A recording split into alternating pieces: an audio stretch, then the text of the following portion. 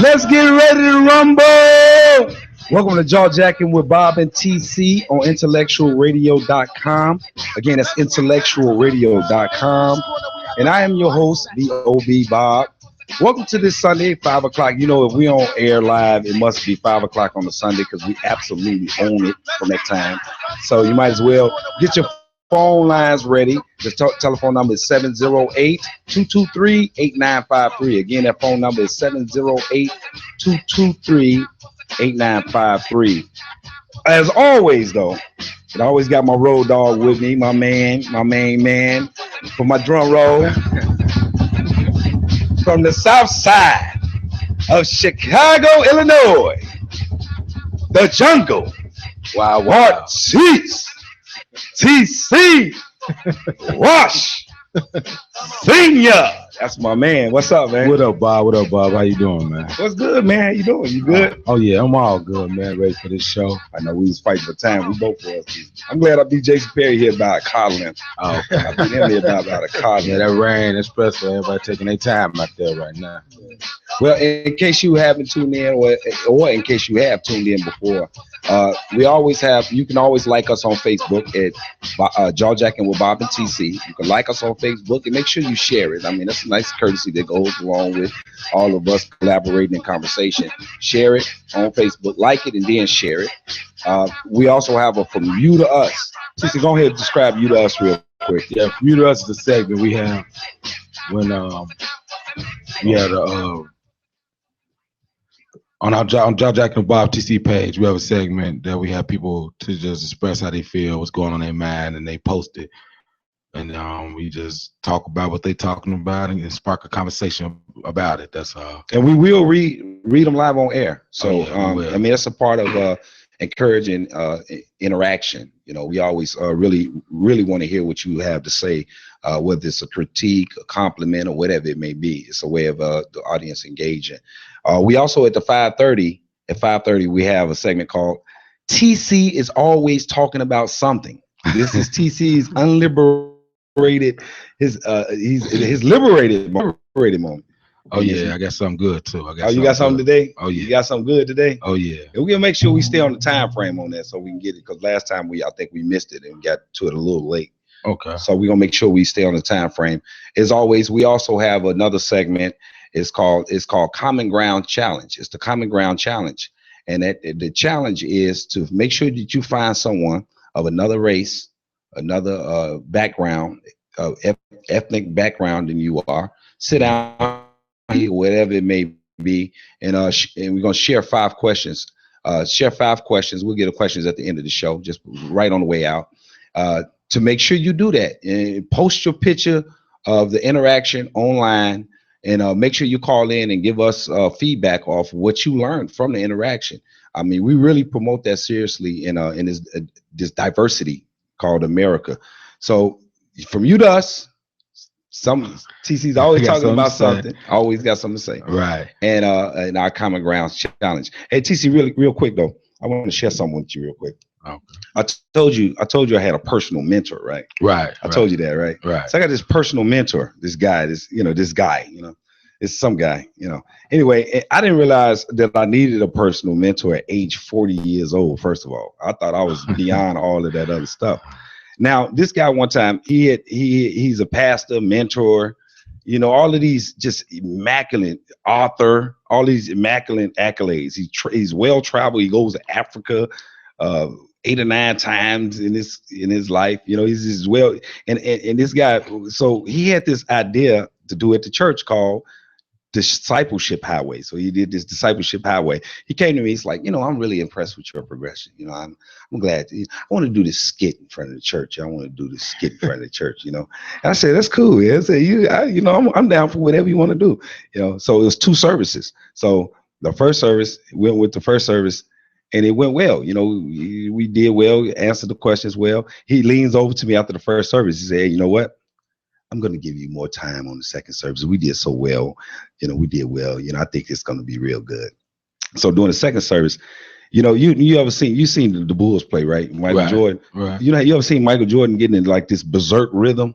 Mm-hmm. So in the second service, this guy got in this berserk zone. Like this, he was preaching to everybody, and God said, and he laying hands on everybody. The whole church is out of control. The whole church is getting slayed under the Spirit. He was like, oh, and God said, and then it was like 2 minutes left to his sermon. He was like, hey, Rob, come on up here and tell them why I'm investing in you is reproducing in you. Come tell them how you're the new me. I was like, man, what?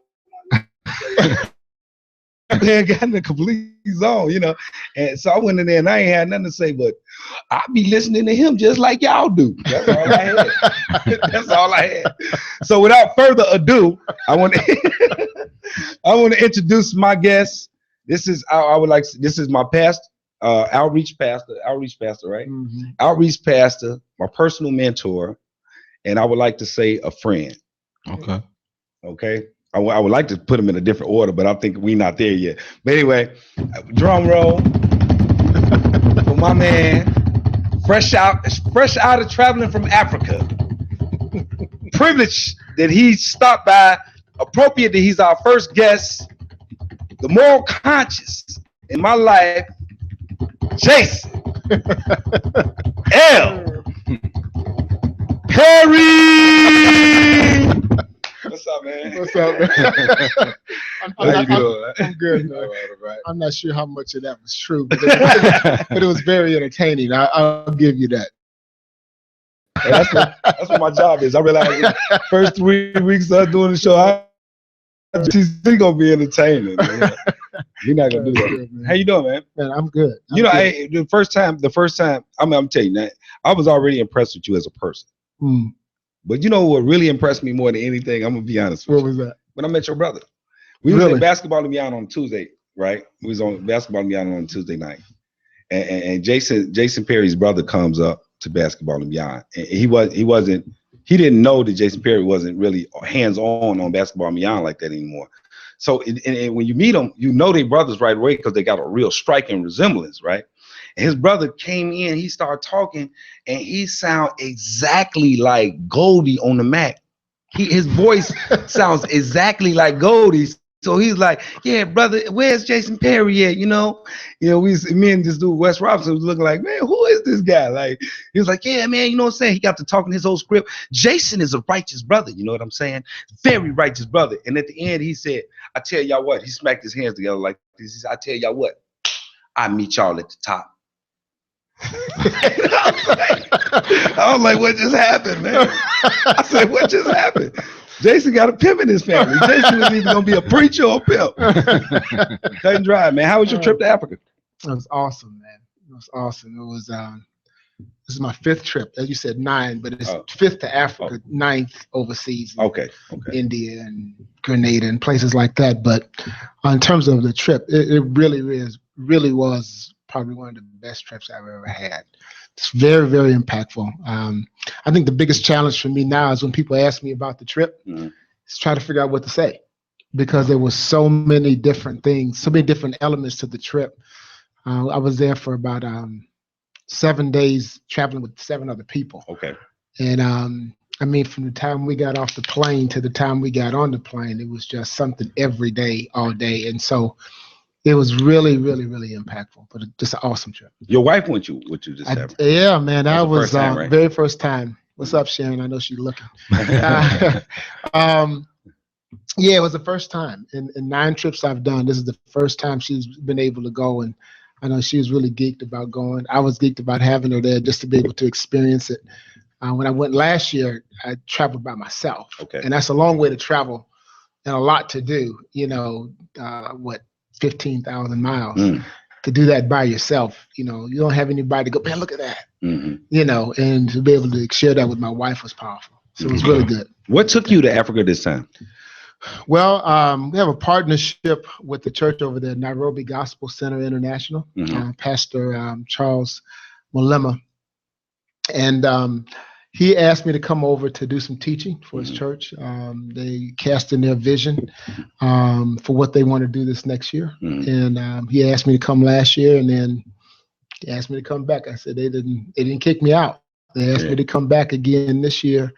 And so I went over there to do some teaching for his church, and also combined, because I had 7 people going with me this time. Right. We combined some other things. We did some work at a children's home, Tanya Integrated Children's Home, had about 165 kids in off the streets of Kenya. And so did some work there. Our church donated just a ton of materials and things that they needed. And then also did some, what else did we do? Met with some students. Another friend of mine has a ministry there called Matanya's Hope. Okay. And her job is to get funding for young people to help them have educational opportunities. And so I got a chance to meet with about 28 of those kids who are currently in universities around Kenya. Oh, okay. Actually around Nairobi, I should say. And so I got a chance to meet with them and my wife and another person, and kind of speak into their lives, hear their stories. So that was the primary thing that I was doing. I was curious to know, is church over there? I mean, school over there, is it free? Is it no, free? No, it's not free. Public education we talked about that a lot while I was there. Public education is supposed to be free, but free school isn't free, because by the time you start adding up all of the little fees, it's public education, but you're paying. Oh, really? And so you're paying for book fees and school fees, just like you have fees here. So even here, public education isn't really free. Right. And so these kids were all in university, various universities, and it's still not free. I can't tell you exactly how much. I know it's a little bit less than here, but it costs a bit, to get to sponsor 30 kids in college, with paying for everything for them. And so they have a number of sponsors that pay for those children in school. Who Nairobi, specifically Nairobi, do you know who colonized Nairobi? Whose influences? Britain? Yeah. Also, UK, United Kingdom. Really? Yeah, great British influence there. So actually they've only had, I think they got independence only about 50 years ago. Oh, really? Yeah, it's just been because they've only had 3 presidents. So yeah, they're they kind of broke free. That's it. I mean, so how long do they terms run? The president's terms run? I don't think there were. I don't think there's no terms. Well, for instance, I don't know all of the history, the political history, but I do know that the present president is the son of the first president, Kenyatta, Jomo Kenyatta. Oh, I got you. But the second president I know was in the office for 24 years. Okay. So it's not a matter of terms. So what type of government is it? A kingdom, republic? Because you said the son. It's pretty much a democratic. Democratic. Yeah. I mean, they have elections, and just like we do, it's not that much different than what we do. So what about the religion? Like, what is the dominant religion in dominant religion is Christianity. Really? Yeah. In Nairobi? Yeah. Well, in Kenya. So Nairobi is the city. So it's Nairobi, Kenya. That's probably why I was talking to somebody earlier and I said Nairobi, Kenya. And it was probably because you said it. I didn't. Yeah, Kenya is the country. Nairobi is this big city in there, and so it's one of the major cities. So it's predominantly Christianity. Yeah, but you also have very strong Muslim. So it's probably pretty much Christian, Muslim. Got some Hindu there because you got an Indian influence as well, strong Indian influence. But it's predominantly, I believe, Christian. So by you going, as a pastor, you went as a pastor to do training. What differences do you see in just say like how in your overseas trips, how other countries receive or how they practice their religion as opposed to, I guess, America? What's interesting to me is that I don't see much difference, at least in Nairobi and with the church. Now, again, I'm not going around to all of the churches. I'm specifically connected with the specific church. Okay. And so I don't really see that much of a difference with them. I remember the first time I walked into the church, it kind of blew me away. I was like, man, I felt like I'm home. Really? Yeah, I mean, if I showed you pictures of it, it looks just like our church. Excuse me. And so some of the same songs.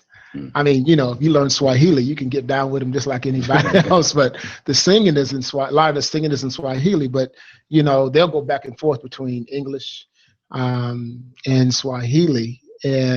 But a lot of the songs that you would sing, I could, if I pulled out my phone and started playing, you go, where are we? Yeah. So it's really not that much difference. One of the interesting things I remember when I said to them last year, I think they got a kick out of this. I was begging them. I said, will you please stop copying the American church? Please. Because there's some stuff that we're giving you that it just isn't good. Right. It just isn't good. I said, so please stop copying us. Be who you are. And that's one of the things I really love about this church. I love the vision of this church. And pastor is probably one of the best leaders I have ever met in my life. And that's saying a lot. Wow. That's saying a lot, but Pastor Charles is absolutely one of the best leaders I have ever met, and very independent. And you know, he resists that Western influence as much as possible. But you know, and just in terms of just some of the values. So there's some stylistic stuff that's very similar, but they're definitely African church. And so you asked me what some of the differences. I think one of the and it's hard to say this on the radio without seeing it. Yeah. But I think one of the level of dancing in the church is preferences. I mean, like when they say the choir, it's like a Jackson 5 dance outfit. I mean, it's live, and wow. The choir is this choreographed dance for like 7 to 8 minutes on a song. Really? They're dancing. And that was one of the differences. Very expressive. You felt like you was home in these. Man, look, man. I told him. I said, look, y'all don't want me over here too much because I can't come back home when the pastor leans up and tell me you got an hour, and if you need a little bit more time, that's okay. I'm about ready to cry. You were right. No, it was good.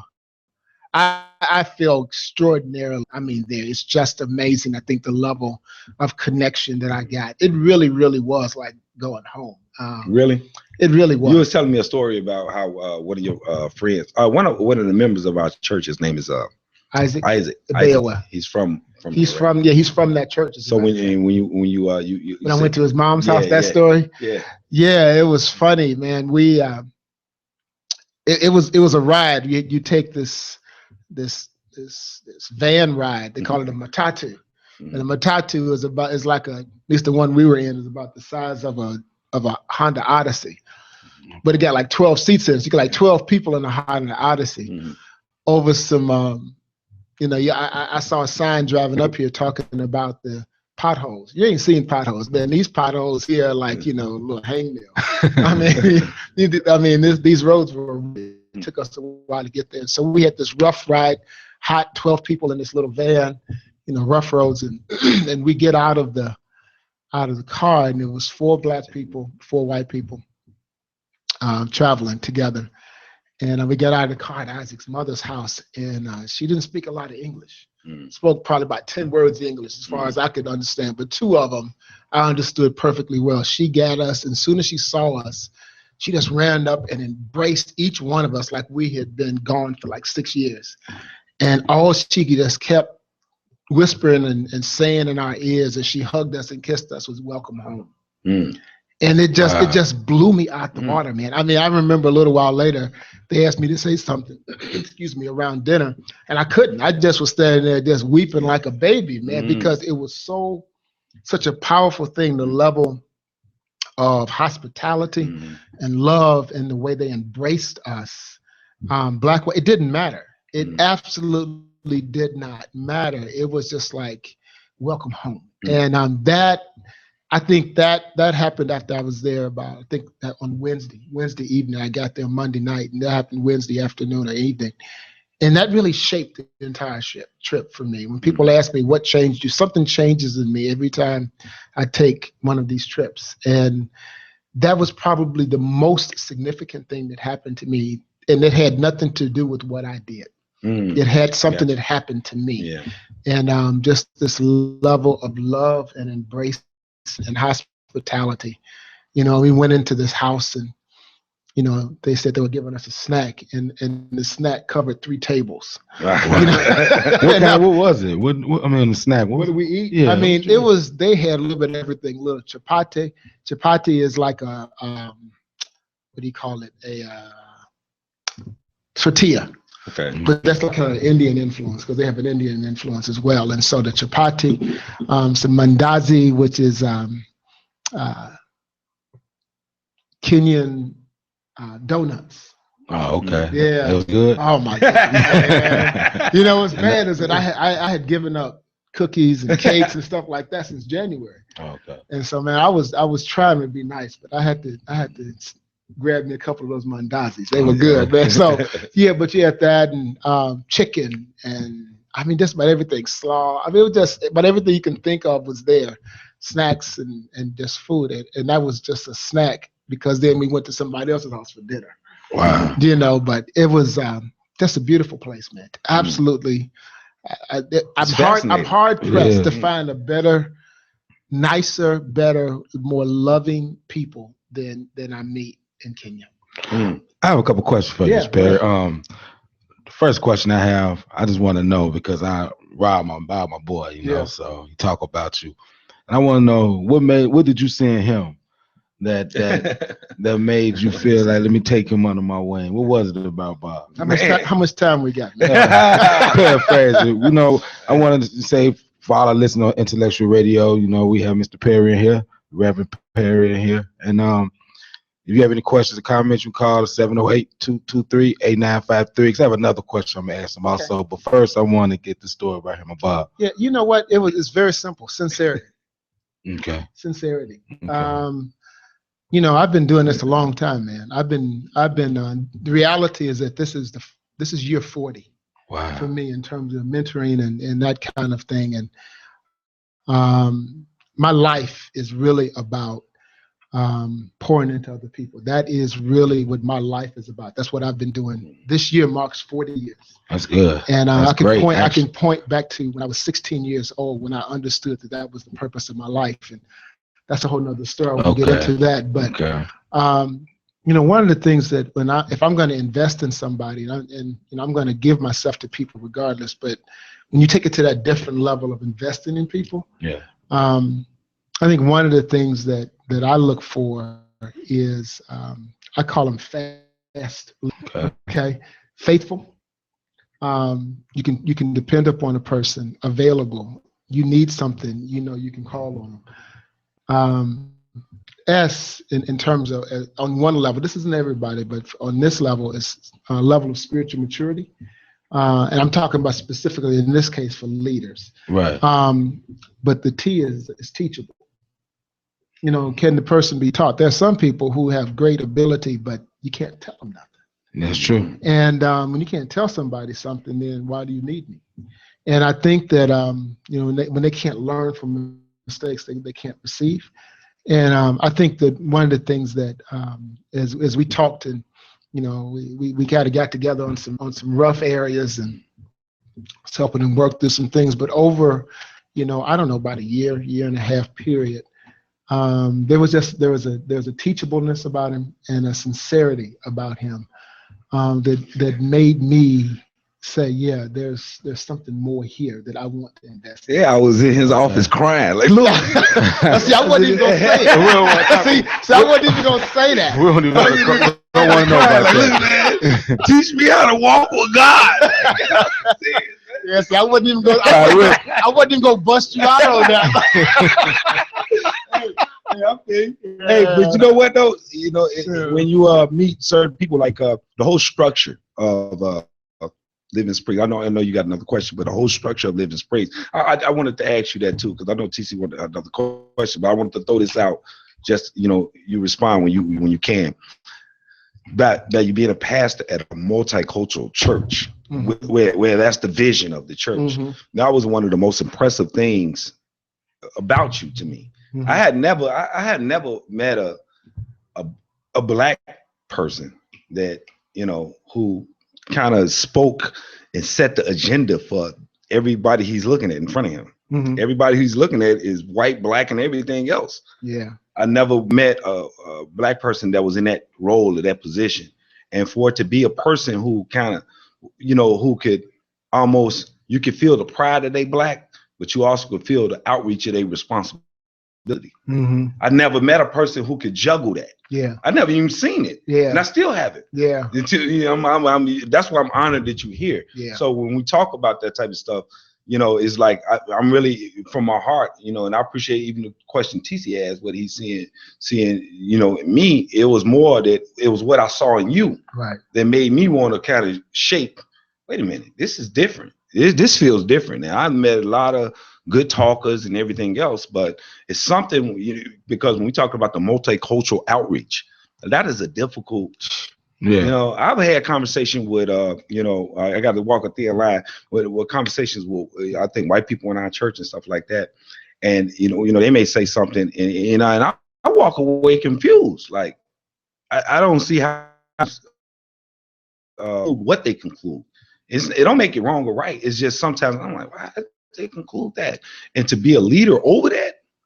That's a process. Yeah, that's a growing process. It's a challenge. All right, I just had other second question was, I know Bob has been part of the Basketball and Beyond program, which helped youth, mm-hmm. and they really need it, Yeah.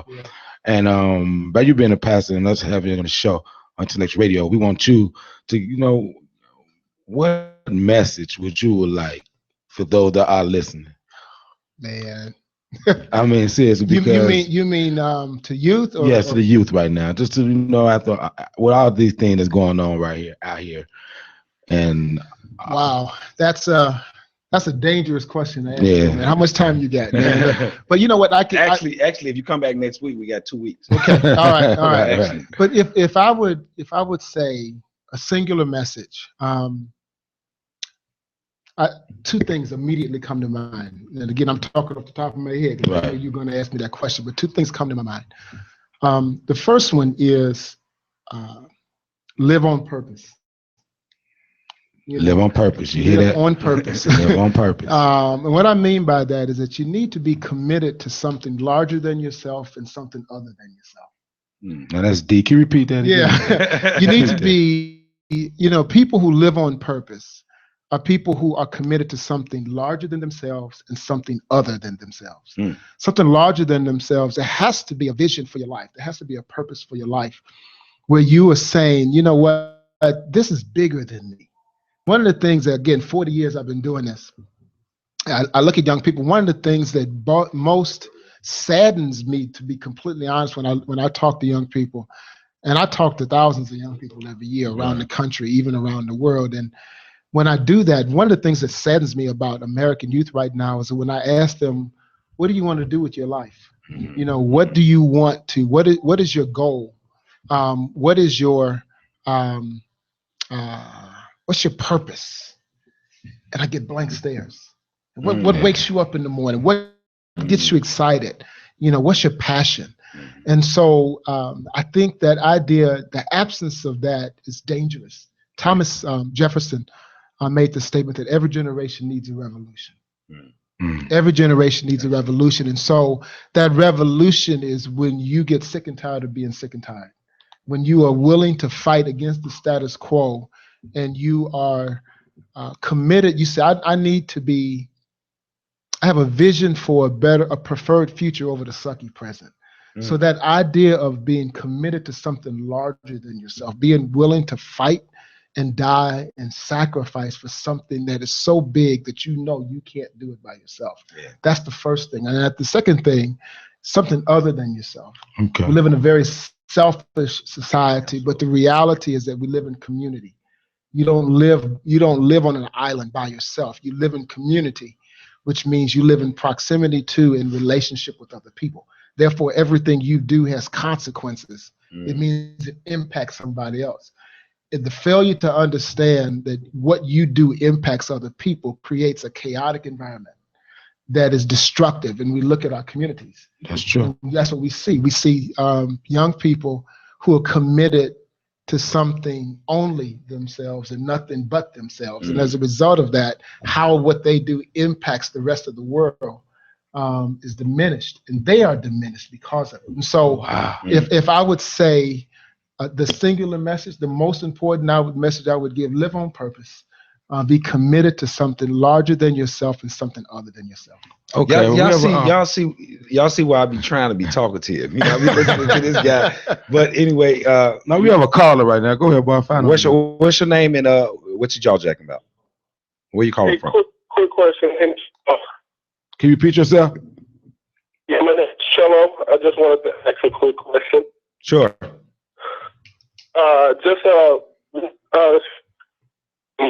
What I see how you influence him on reaching back and mentoring and bringing him under your wing. I'm sorry. Sir, do you have your radio on? Do you have a radio on in the background or something like that? Yeah. Just talk a little slower because we can't hear you. Go ahead. Just start over. I'm sorry. Just speak a little slower, please. Okay, I apologize. I wanted to ask a question to the pastor. Just what do he think of the influence you up and put that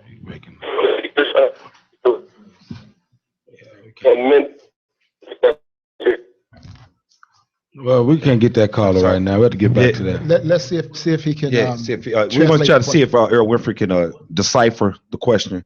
But yeah. So.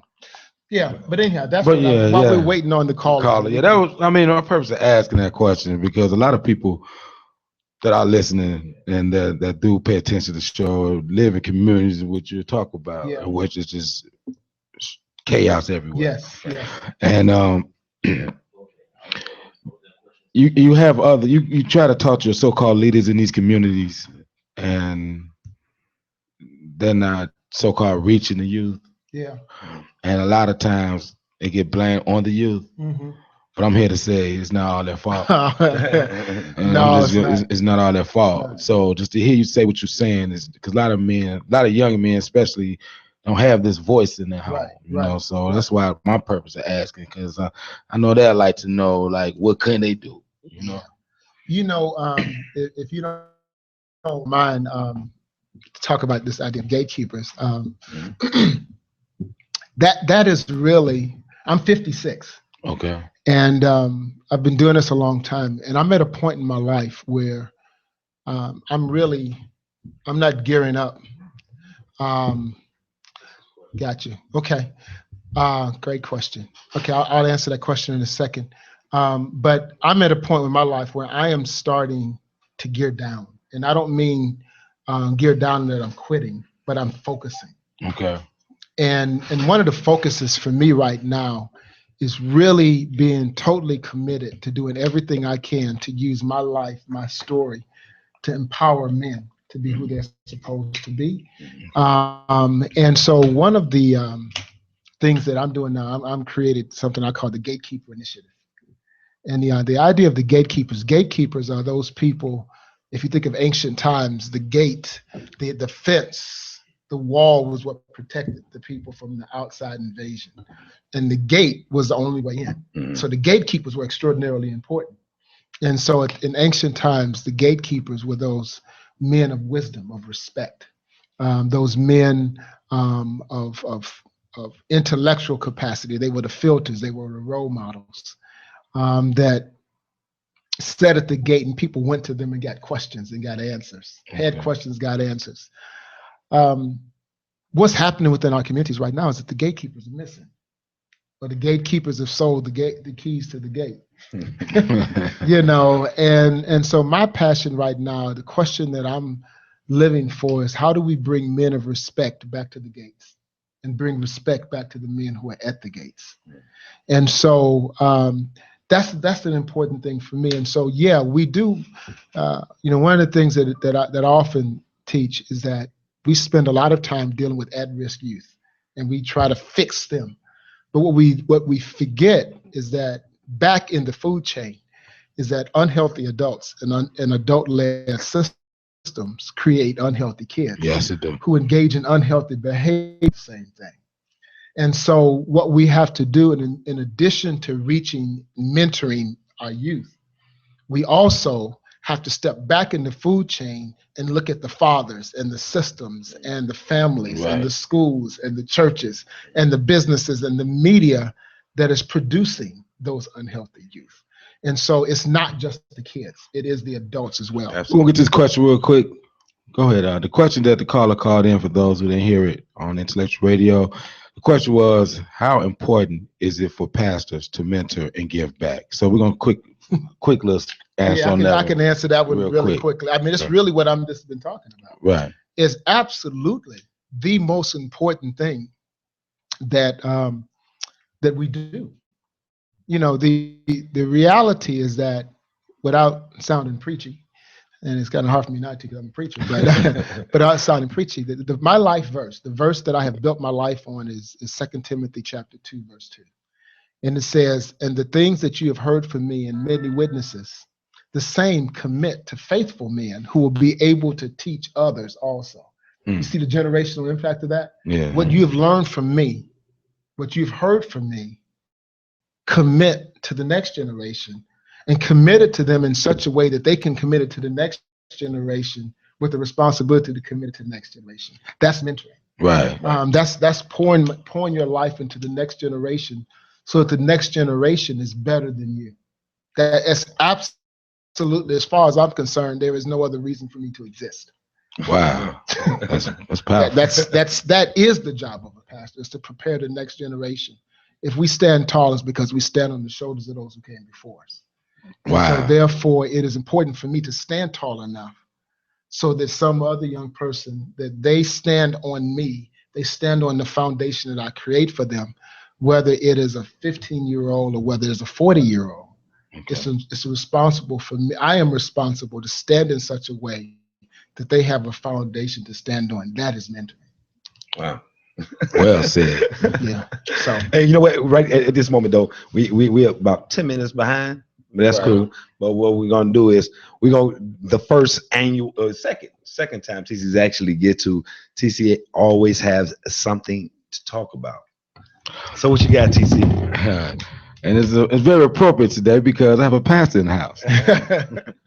But we're gonna put a little wave right there. This is all about Martise, TC. You know, these are my thoughts. None of my thoughts. It's not the thoughts of the expression of Intellectual Radio, Bob, or the pastor right here. This just was on my mind. And what's on my mind right now, I just want to get off my chest for everybody that's listening. It's more on a relationship situation. It's about relationships that's going on out here. You know, it's a lot of people close to me, a lot of people around me, you know, they call for my point of view. And a lot of situations right now, and I've been getting calls about, it's about these relationships. And to keep it clean and keep it okay, there's no profanity zone. But my advice is you should love yourself first. Because if you don't love yourself and have no worth for yourself, they're gonna treat you just like you carry yourself. Right. You know, if you don't have no, as a man, backbone, and you let this woman just disrespect you and talk to you condescending all the time, if you don't ever show the man that you are, she's gonna continue to treat you like that.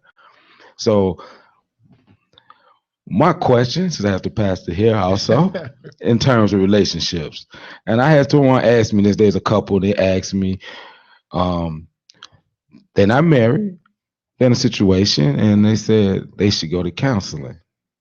And my response was, if you gotta go to counseling before you even get married, I wouldn't even marry. That was just my advice. But now we have some real advice right here. What's your how you feel about that? What's your stand on that? Counseling for a couple that's not even married, and there's problems going on that, you know, do you think? Oh yeah, I think I'm a big owner of counseling. Okay. I am. So I'm sorry. I just completely went the opposite of what you said. That's okay though. That's why we do this on Intellectual Radio. We all have our opinion. Need to be married. Right. No, I think that to me, I can tell you that I wouldn't marry a couple who wouldn't go to counseling. Okay, that's deep. Yeah, I won't. If a couple asks me to marry them, but they don't want to go to counseling, I tell them to find somebody else because I won't do it. Wow. Because counseling is not necessarily always about fixing problems. Counseling or dealing with problems. Counseling a lot of the time is teaching you how to deal with problems. Okay. And my experience is that I have seen, in all the years that I've been doing this, I've just seen way too many couples who go into it with nothing in their toolbox. Right. They have nothing in their toolbox. They have no idea. And everybody brings their stuff, man. They bring all of their junk to the game. Yeah. Yes. And now you got your junk, and I got my junk, and we put our junk together, and what we have is junk. That's true. And you don't even know how to organize your toolbox. You don't know how, you're dealing with your stuff and how to deal with it. And so we bring all this toxicity. Ammonia is fine by itself. Bleach is fine by itself. You put them together and you got a problem. Right. And so that's what happened with a lot of couples. They don't understand how their stuff mixes, and they don't know how to fight. Right. You don't know how to resolve problems. You don't know how to fight fair, I should say. Right. And so, no, I believe that you need to be able to deal with your own junk and learn how to be committed to dealing with each other's junk. I call it being a porter. Okay. You got your baggage, I got my baggage. I got to learn how to walk without tripping over your bag. Well said. Yeah. That's well said. That's well said. Yeah. I like that. It's definitely a learning process. Yes, it is. Relationship. Yes, it is. Yes, I mean, first thing, you got to learn to listen. Like, you got to really learn to listen, because I think everybody's limited to their own exposure. Yeah. Everybody, you can't really speak at it anywhere else. You're going to speak out of what you were exposed to. True. Patterns of, how your mom and them handle things, how your mom and dad handle anger or anxiety. Yep. So that's your exposure. You can only speak from there. And the quicker you learn to what you're listening to from someone else, I think the more equipped you become, because you're listening, knowing that it's not necessarily directed towards you. Some of people's baggage, it's not necessarily directed towards you, but they're going to defend whatever they need to defend in order not to get shattered within themselves. That's exactly not right. to get hurt within themselves. Yeah. Now, that's what we are doing. We try to protect. Yeah. I don't want to get hurt. That's true. Nobody want to get hurt, whether you're a man or a woman who's saying it. Right. So hurt people hurt people. That's true. That is true. Sad but true. It's true though. One of the things I've been talking about lately is learn how to respect the purple. Mhm. And that let's just say, you come to the table and you think red. Mm-hmm. You come from a red perspective. You thinking the way you think. Mm-hmm. It's just red. And so when you're talking to somebody, you want red back. Mm-hmm. You want them to hear you and understand you. Mm-hmm. Well, guess what? The other person comes to the table with their blue. Mm-hmm. And they want to hear their blue back. And so they pour their blue out on the table. Mm-hmm. And so you looking for red, he looking for blue. And you're on the table, what you got? Purple. Right. Because they start mixing. Now you both mad because you're not getting what you're looking for. You both own effective. Yes, right. That's deep. Okay. And so now you got this. So you got to learn how to respect the purple. You got to learn how to respect what happens when we come together as one.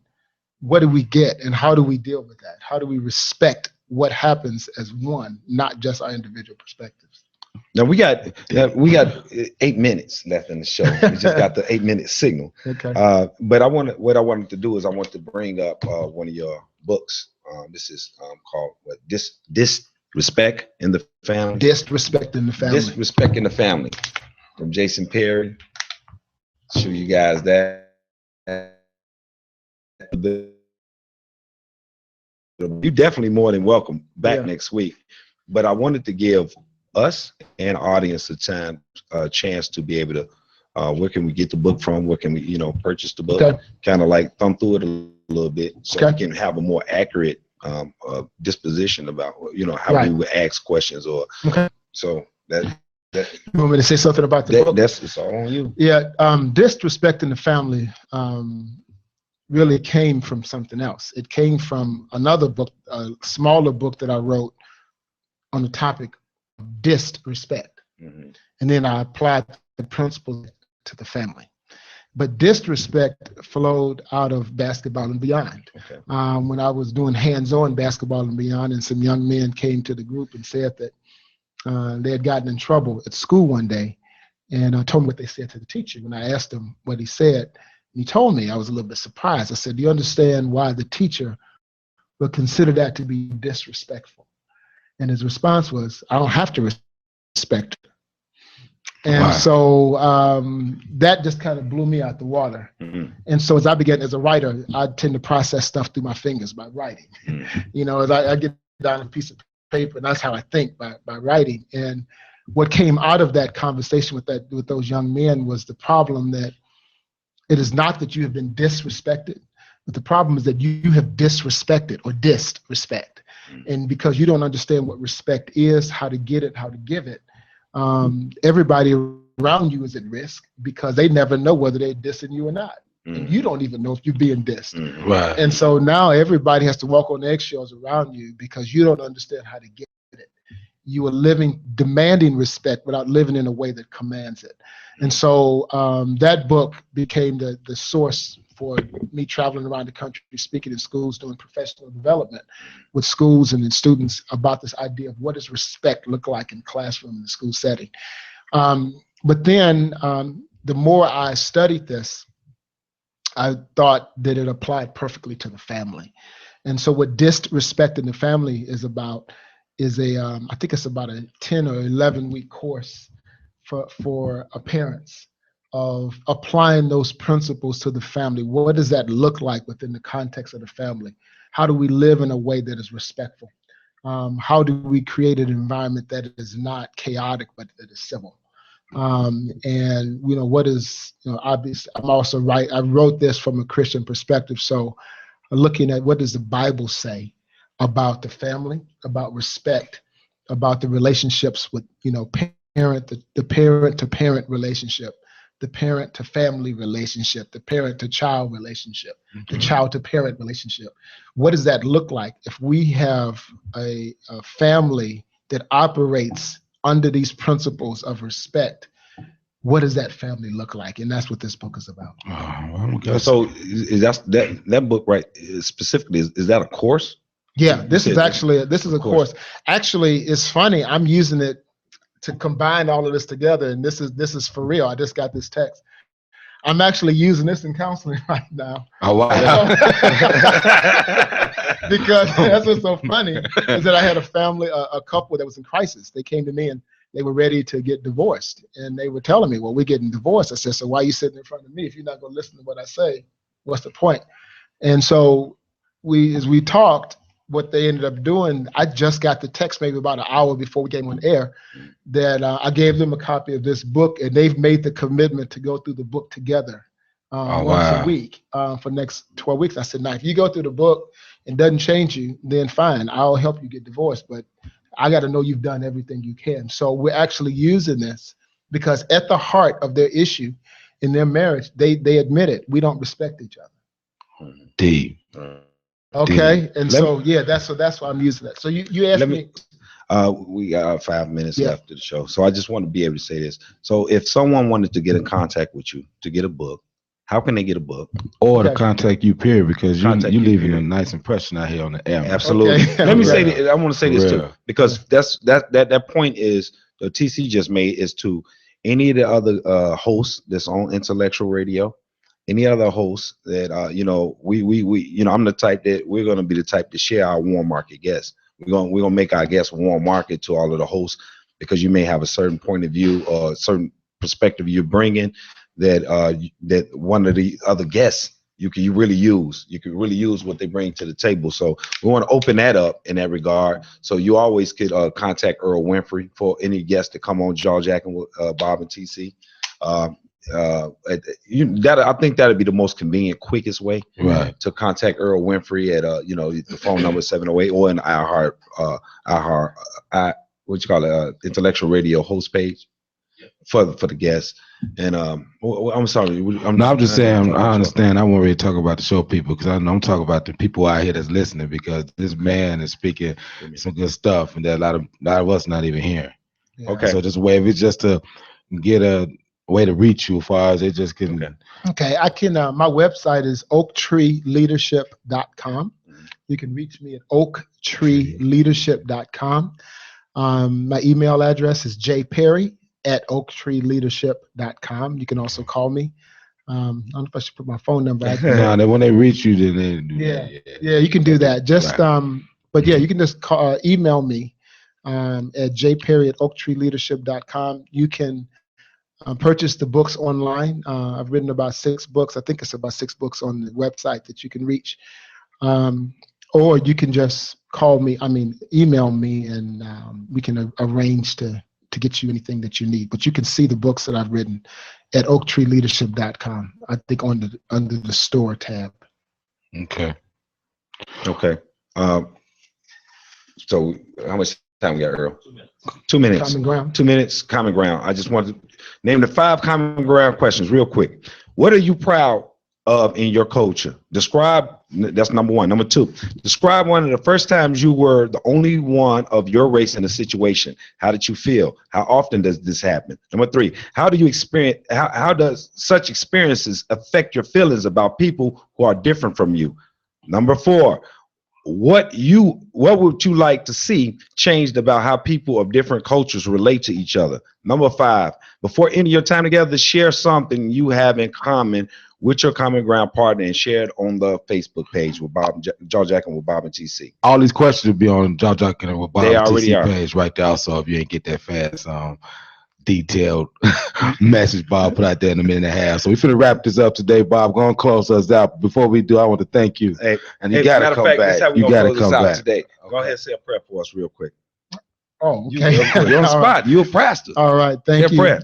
God, for this. Pray that something that was said today will impact someone's life and help a young person or even an older person find their purpose and live on purpose. In Jesus' name. In Jesus' name. Amen. Amen. Time for some action.